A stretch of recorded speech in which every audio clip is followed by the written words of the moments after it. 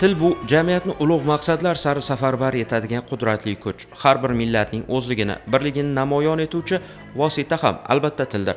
21-fevral UNESCO tashkiloti tomonidan Xalqaro ona tili kuni deb e'lon qilingan. Ushbu sana 2001-yildan boshlab xalqaro miqyosda nishonlanib kelinadi. Sana munosabati bilan ta'lim muassasalarida ham ma'naviy-ma'rifiy tadbirlar, adabiy badiiy kechalar tashkil etildi. Nuriston akademik litseyida bo'lib o'tgan ma'rifiy tadbir ham yosh avlodning tilga bo'lgan munosabatini o'zida namoyon etdi. Hozirgi kunda bizning akademik litseyimizda 681 nafar o'quvchilar ta'lim olmoqda. Ushbu o'quvchilarga 56 nafar pedagog xodimlar ta'lim tarbiya berib kelishmoqda. 56 nafar pedagog xodimlardan 2 nafar fan nomzodi, 36 nafar bosh o'qituvchi, 5 nafar yetakchi o'qituvchi va 11 nafar katta o'qituvchilar ta'lim berib kelishmoqda. Shu bilan birgalikda 7 nafar o'qituvchimiz hozirgi kunda ilmiy izlanishlar olib bormoqda.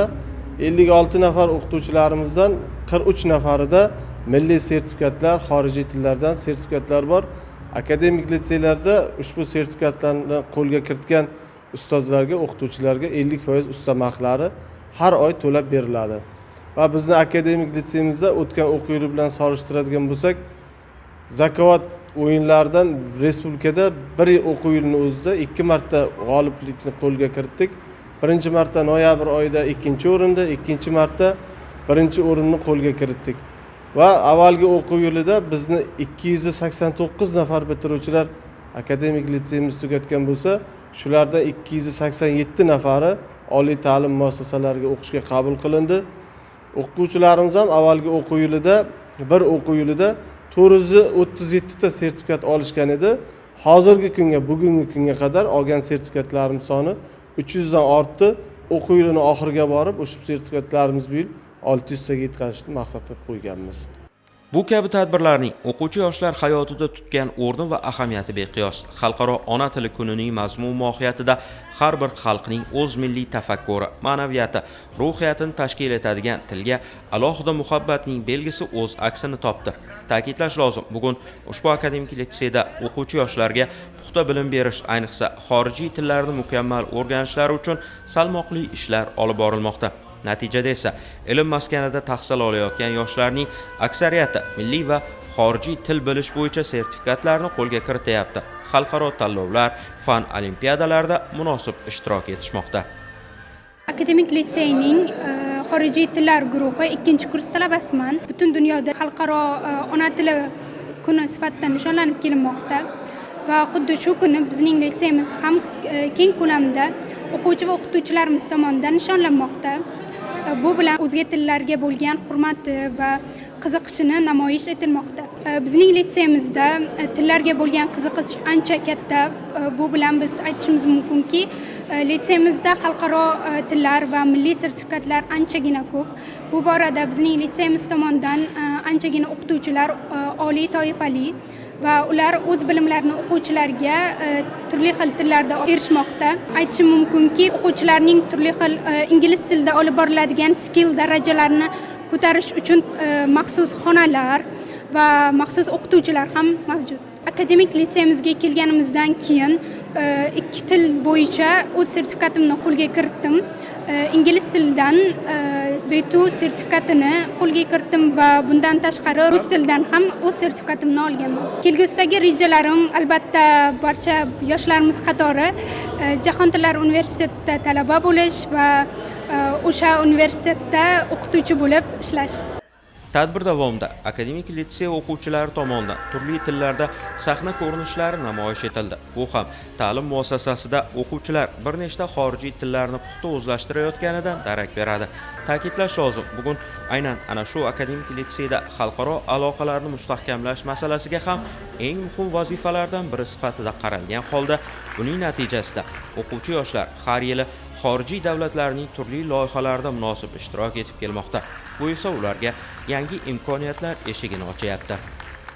Bizning akademik litseyimizda 2013-yil 1-fevralda Germaniyaning Goethe instituti bilan PASH maktablar kelajak hamkorligi doirasida ishlar amalga oshirib kelinmoqda. Shu kunga qadar bizning akademik litseyimizdan har o'quv yilida o'qituvchilarimiz Germaniyaning turli shaharlariga borib tajriba o'rganib kelishadi va Germaniya tomonidan bizni bitta xonamiz jihozlab berilgan, shu xonada seminar mashg'ulotlari olib boriladi. Hozirgi kunda bizni akademik litseyimizda 26 ta o'quv guruhi bo'lsa, shu guruhlardan 15 tasida xorijiy tillar chuqurlashtirib o'qitiladi va shu bilan birgalikda ikkinchi xorijiy til ham chuqurlashtirib o'tib kelinadi. Bir necha 10 yildan beri akademik litseyimizda mana shu kunda tantanali ravishda munosib nishonlab kelamiz. Bundan asosiy maqsad yoshlarimizni yanada ilmga qiziqishini kuchaytirish, xorijiy davlatlar bilan hamkorligimizni rivojlantirish va o'zimizni akademik litseyimizda xorijiy tillarni o'qishga o'quvchilarimizni qiziqtirish. Bugun akademik litseyimizda xalqaro tillar bayrami nishonlanmoqda.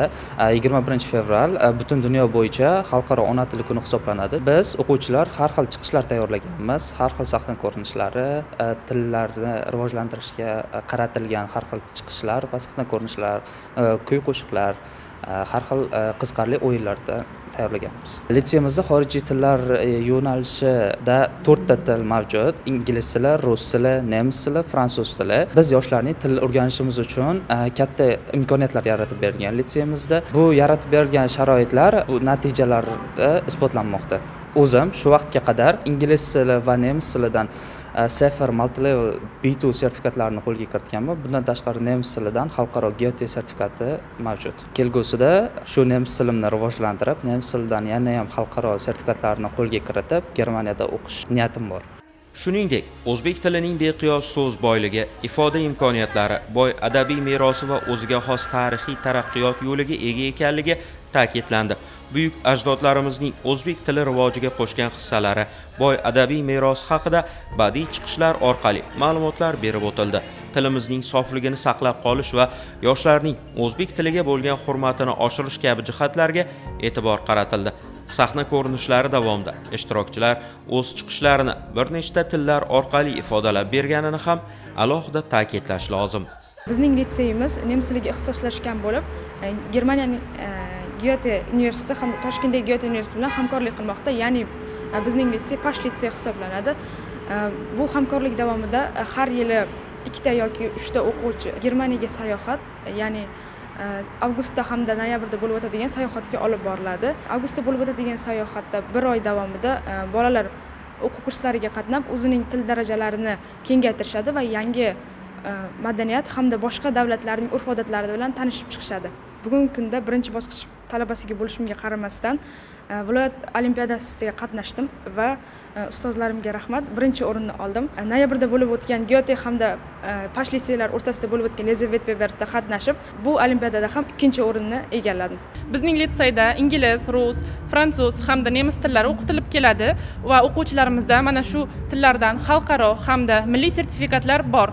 Bugungi festivalda biz chet tillariga bo'lgan qiziqishimiz va unga bo'lgan hurmatimizni namoyish etib beramiz. Meni chiqishim ingliz tilini o'qiydigan o'quvchi sifatida chiqib beraman. Va mana shu litseyda 2 yil davomida o'qib kelib, rus tili, tarix hamda ingliz tilidan sertifikatlarni qo'lga kiritganman va hozirda 178 ballga egaman. Kelgusidagi rejalar Jahon tillari universitetiga grant asosida o'qishga kirish niyatim bor.